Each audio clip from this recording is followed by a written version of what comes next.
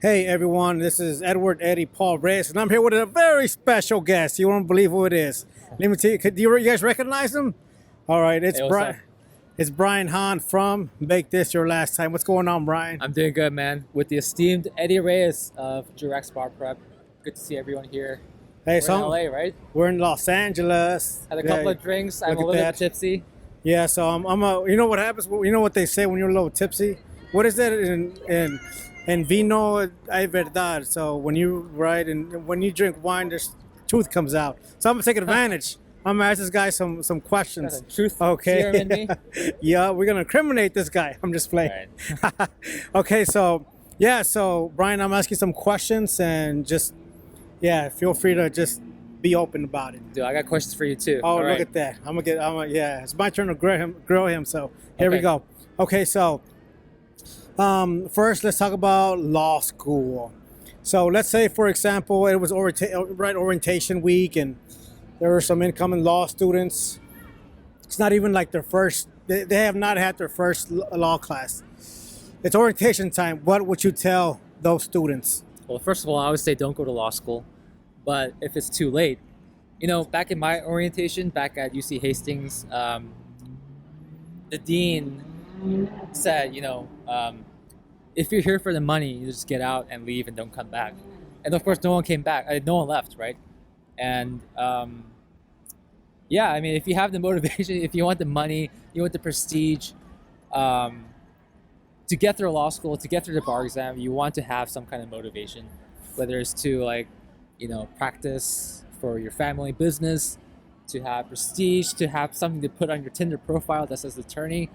Ooh, Just keep something in there. I could do that. You can. Okay. I mean, actually, that's kind of a polarizing statement on Tinder. Some people hate attorneys, but some people also love attorneys. So, I mean, it's up to you what you want to do. But I would say to get through law school, you got to have the motivation to do that, to have the self-motivation, to be able to pull out the motivation from yourself. And back in law school, I was a tryhard. I wanted to get the grades and all that, but I overlooked something very simple, which is to do what works. Ask your 2L mentors, your 3L mentors, and you don't have to reinvent the wheel.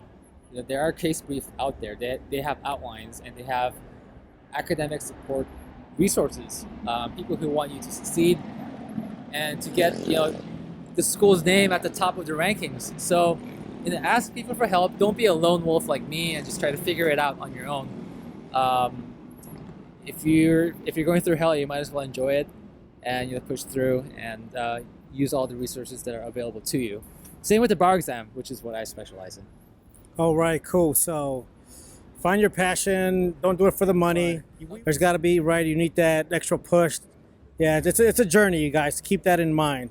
So find ways to stay in the game. I know it's very superficial, but I have a couple of drinks in me, so. Yeah, see, we want the truth, right? We're getting the truth now. That's right.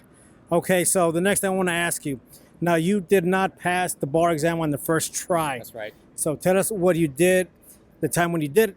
What did you do different when you did pass? Okay, so the first time I failed, well, waiting for the first results, the California results in 2013, I was pretty sure I passed. I thought, there's no way I'm going to be just a statistic, but I turned out to be one. Reality hit me pretty hard. So I thought, I have to figure out this bar thing. And I tried different things. And I would say, there's a few things I did differently. One is to, really focus on what's helping you learn. So I really followed the bar prep program. I took Kaplan. I would recommend Kaplan to no one because, there's Barbary, that's pretty good. Themis is pretty good. But Kaplan is sort of like a general program for all test takers. It's like going to Olive Garden and all the menus all very bland, and then you go home with diarrhea, right? So don't take Kaplan. In fact, don't take a bar prep program at all if you can help it. Expensive and it's just very bloated. It is a good program if you want structure, but if your goal is to learn and pass the bar, the most important thing is of course have the raw resources. You want the outlines. You want good outlines, condensed outlines, past questions and stuff like that.